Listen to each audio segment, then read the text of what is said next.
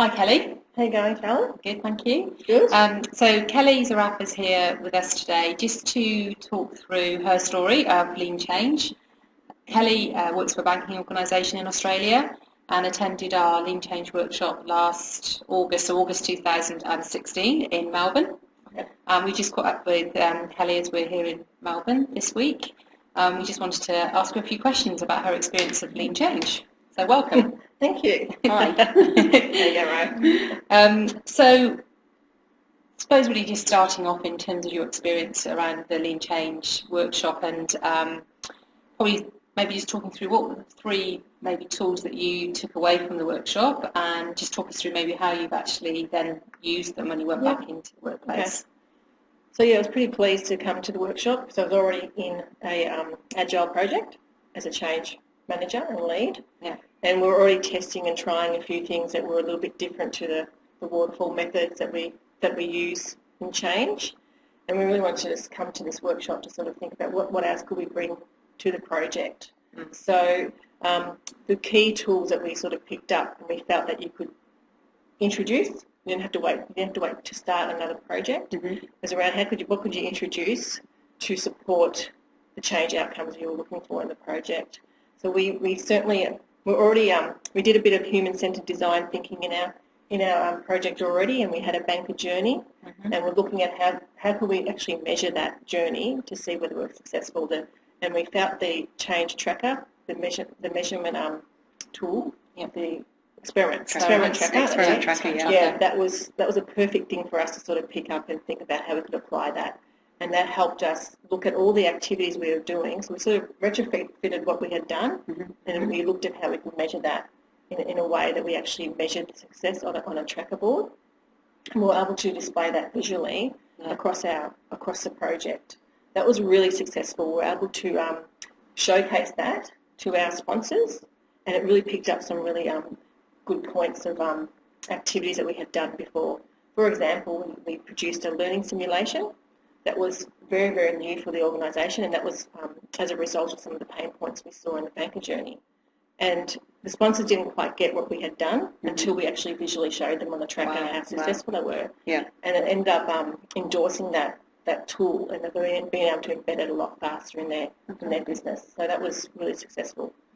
The other tool was a change canvas and the strategic change canvas, because we were new to the journey, so we were looking at our enterprise capability and how can we actually bring in some of these tools to start visualising and getting our leaders to think through what is our purpose, what is our vision, what are we really trying to change the dial here.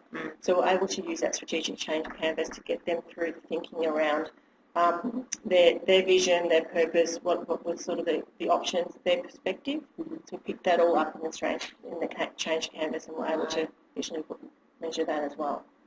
And at the end of the day, there's little other tips and tricks that we picked up as well.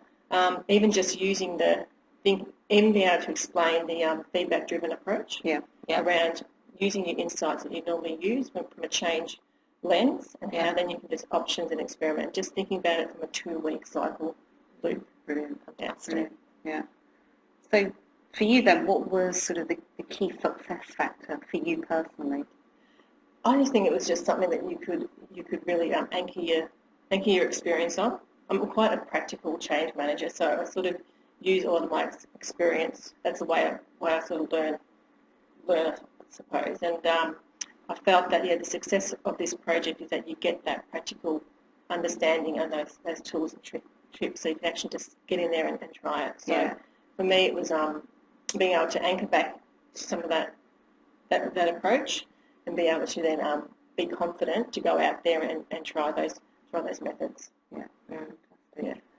So I guess sort of thinking about people who are listening into this today and maybe thinking, oh, well, is Lean Change something that we really want to get into? What would be your best piece of advice for somebody who's thinking of going on that journey, that Lean Change journey?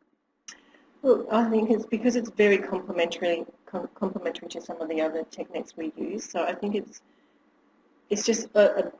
just gets your mind thinking around how you can actually be a lot more smarter in your change delivery.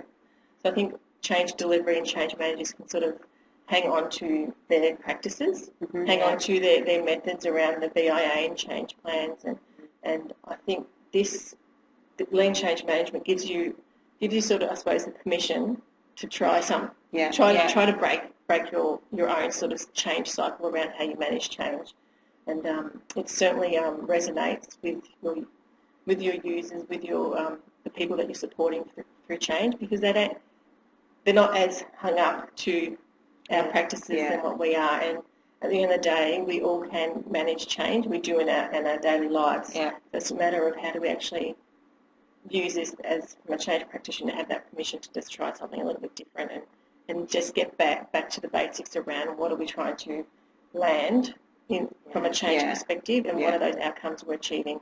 Yeah.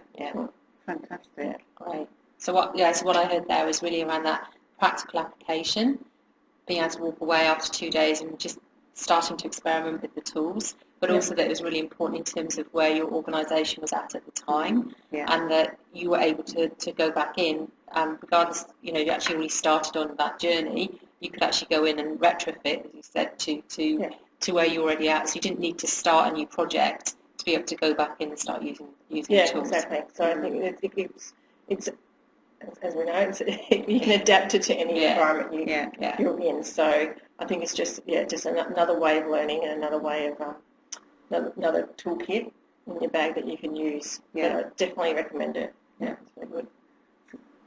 Just one final thought then around, we often hear, I'm not confident enough to try this and I need to have permission. You mentioned a couple of times there about you don't need permission, and I felt confident to go out and just do it. So what would you say to those people who may be thinking, I really need to have something to hold on to because I'm not feeling confident enough to just go and do it?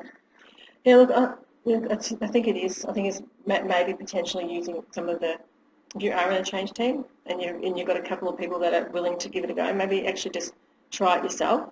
Yeah. Just actually use it as a way that you're not going out and I suppose going into a whole group of people in a big room to say let's use it.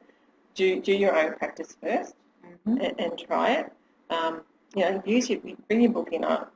For me, it was like when I went off the course, it was like that the change tracker was something that I really wanted to try straight away. So it was actually empowering your team or empowering your people around to say, okay, here's something I've learned new. What do you guys think? And get them to read it and get them to really think about it as well. So I found that was a way of bringing people on the journey, even in your change team. So I suppose it's just a matter of, and then that way, once you've done it through your own practice, then the next, it's just all that small incremental changes that you can then bring it into your next opportunity, whether it's you're part of a scrum and you can, I suppose, get some support by the Scrum Master and talk a bit about some of those tools. We did, another example was the hot seat coaching. Oh, right, okay. So we use that to say, actually, we as a change manager are unsure how we integrate change into the Scrum Master. I'd like to put myself in the hot seat with your Scrum team.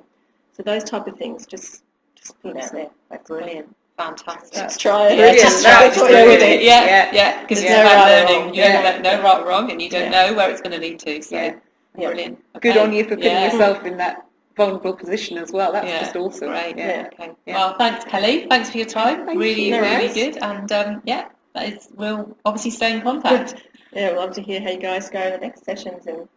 Yeah, where it goes is only it's definitely growing, and it's great though when you have stories that people to really see that there's a practical application and the results that you can get from taking away the tools and the learning.